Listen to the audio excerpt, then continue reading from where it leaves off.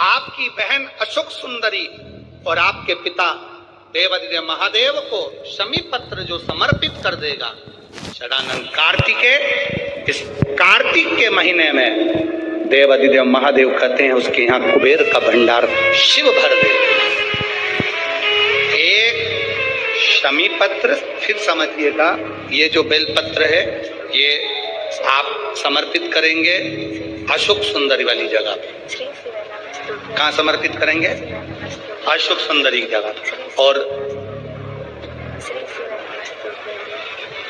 शमी पत्र आप समर्पित करेंगे देवादिदेव महादेव के ऊपर। बस इसमें एक चीज का स्मरण अपने को करना है, जब अपन अशोक सुंदरी की जगह पर बेलपत्र चढ़ाएंगे तो ये डंडी का जो मुख है ये महादेव के जो खाली स्थान है, खाली वाली जगह उसे ओर होगा। शमी पत्र की जो डंडी का मुख है इसी की और जिस ओर तुमने बेलपत्र चढ़ाया है उसी ओर शमी पत्र की भी डंडी का मुख उसी ओर होगा। जहां पर आप बेलपत्र की डंडी का मुख रख रहे हैं उसी ओर शमी पत्र की डंडी का भी मुख उसी ओर होगा। तो देवादिदेव महादेव भगवान शंकर निवेदन करूंगा, दुनिया में ऐसा कोई समस्या नहीं जिस समस्या का कोई निदान नहीं। हर समस्या का निदान है, पर निदान किसी दूसरे के पास नहीं, निदान केवल मेरे भोले नाथ के पास में है। आपको अगर किसी समस्या का सफल आनंद चाहिए तो शंकर की शरण में जाओ। आपको सीहोर आने की भी जरूरत नहीं है, आपको हमसे मिलने की जरूरत नहीं है, आपको पंडित प्रदीप मिश्रा के पास नहीं आना, आपको किसी बाबा जोगी के पास नहीं जाना, आपको किसी के बेल भभूति लेने नहीं जाना, आपको तो शिव के पास जाना। जो शंकर की वस्तु है उसको स्वीकार करो, बस शंकर की वस्तु को स्वीकारिए। शंकर की वस्तु को स्वीकार करना चालू कर दीजिए। अरे भाई, शिव महापुराण की कथा तो यहां तक कहती है,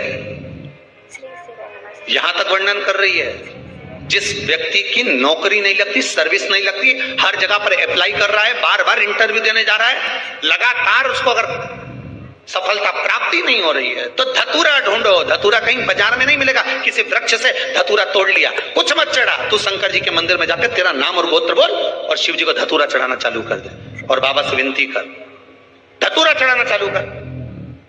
अब धतूरा कोई बहुत कीमती होता है क्या? बहुत पैसे का मिलेगा क्या? कहीं पे मिल जाएगा। धतूरा तोड़ और चढ़ा शंकर जी को। रोज नियम बना ले कि एक धतूरा मैं शंकर जी को चढ़ाऊंगा, प्रतिदिन चढ़ाऊंगा, शिव जी से जाकर निवेदन करूंगा प्रतिदिन। शंकर जी की प्रिय वस्तु में धतूरा, बेलपत्र आदि आदि की तो है, क्या है? चढ़ा रोज एक धतूरा, फिर वही धतूरा जिसके यहाँ तू इंटरव्यू देने जा रहा है उसी के सिर पे चढ़ गया। जो तूने शिव जी के चढ़ाया वही धतूरा वहां चढ़ा है, तो क्यों चिंता करता है? बच्चे अगर हार रहे हैं, एग्जाम दे रहे हैं, कंपटीशन एग्जाम में बैठ रहे हैं, परीक्षा दे रहे हैं, बहू भी एग्जाम दे रही है, बेटे भी दे रहे हैं, बार बार इंटरव्यू देने जा रहे हैं, हारना नहीं है। शंकर पर विश्वास रखो, भगवान शिव का स्मरण कर कर, शिव का अनुमोदन कर कर, शंकर का भजन कर कर, शिव नाम का स्मरण कर कर जाओ तो सही। सबसे ज्यादा खुशी इस बात की है आज के पर्चों में कि इसमें जितने पर्चे हैं इसमें सबसे ज्यादा पर्चे इस बात के हैं कि मेरे बच्चों की सरकारी नौकरी लग गई, जॉब लग गई, ये लग गया, वो लग गया। सबसे ज्यादा खुशी इस बात की। और फिर निवेदन करूंगा, ये पर्चे हमारे जाने के बाद यही रहते हैं, आप भी पढ़ लिया करो। हम थोड़े बहुत नहीं पढ़ पाते हो तो आप पढ़ लेना, पढ़ लिया।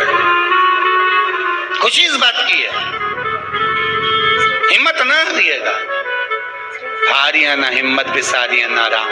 शंकर का अनुमोदन करते जाओ, शिव का स्मरण करते जाओ, भगवान की भक्ति को धारण करते जाओ, आगे बढ़ते जाओ। एक बात याद रखना, अगर किसी एग्जाम में बैठ रहे हो, बहुत बार बैठ चुके हो, नहीं हो रहा तो कच्चे दूध में थोड़ी सी काली मिर्च को पीस कर डाल लीजिए।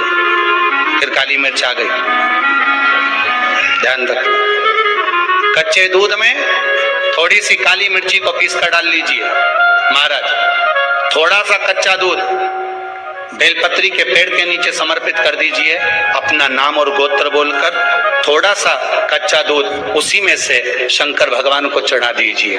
फिर एक कलश जल का साथ लेकर जाइए, जो शंकर भगवान पर जल चढ़ा कर आइए।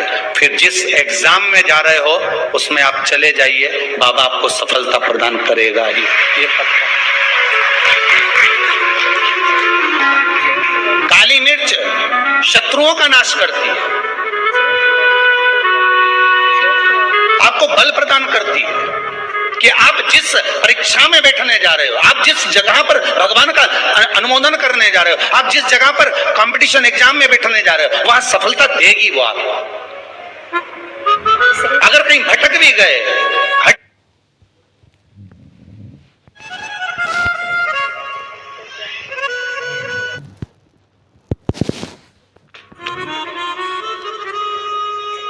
अभी कुछ दिन पहले की बात है, आगरा के अग्रवाल जी का बेटा, उनकी बहन ने फोन करा था कि गुरुजी से इतना बोल दो कि हमारा भाई वो कौन बनेगा, करोड़पति में जाना है, उसका नाम आना चाहिए और बिल्कुल बस पहुंच जाना चाहिए।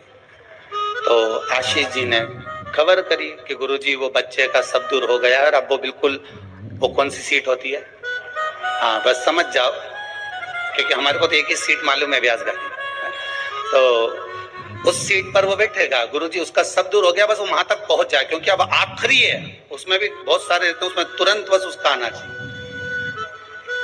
तो आशीष बोले, हमने कहा बाबा का नाम लेकर जाएं, होगा क्यों ना होगा,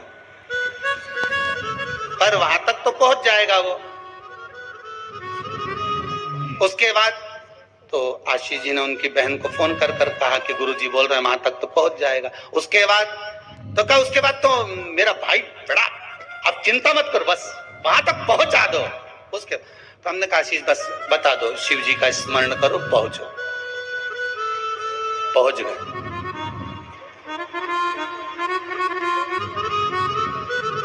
अब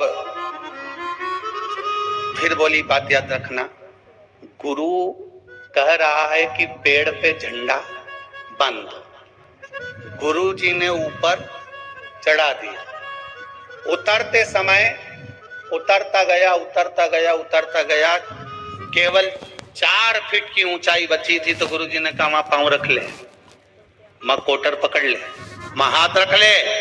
चेले को गुस्सा आ गया, बताओ मैं इतनी ऊपर से नीचे तक उतरा तो गुरुजी एक शब्द नहीं बोला और अपने आप को गुरु पद दिखाने लगे। नीचे उतरा तो गुस्से में लाल हो गए। गुरुजी ने पूछा बेटा आराम से उतर गया? हाँ गुरुजी, पर आपकी ये बात बहुत गलत लगी मुझे। कौन सी? मैं इतनी ऊपर से नीचे उतरा, आपने एक बार भी नहीं कहा कि मां हाथ पकड़ लेगी, वो कोटर पकड़ लेगी, वो डाली पकड़ ले, और केवल जरा सी दूरी बची थी, जब तो मैं ही उतर जाता। तो आप बताने लगे कि कोटर पे पांव रख लेना, डाली पकड़ लेना, नीचे उतर जा आराम से, देख के उतरना, संभल के उतरना। गुरुजी बोले भैया बात इतनी सी है, जब व्यक्ति मंजिल तक पहुंचता है और मंजिल से जब नीचे उतरता है तब उसको डर लगता है, भय लगता है, कैसे चढ़ूंगा कैसे उतरूंगा। जब मंजिल करीब में होती है, घर पास में होता है, तो गाड़ी की स्पीड भी तेज कर ली जाती है। अब तो 3 किलोमीटर बचा और मालूम पड़े वो 3 किलोमीटर के बीच में गाड़ी के सामने सुअर आ गया तो विचार करिएगा जरा, बहुत सोचने वाली बात है। पशुपति व्रत आप कर रहे हो, पशुपति व्रत आप धारण कर रहे हो, पर निवेदन केवल इतना सा है कि आपकी स्पीड का ध्यान रखना, आपकी स्पीड का ध्यान रखिए। आप शंकर का भजन कर रहे हो, आप स्पीड का ध्यान रखिए। कहीं हमारे व्रत में, हमारी पूजन में, हमारे श्री शिवाय नमस्तुभ्यं। हर हर महादेव।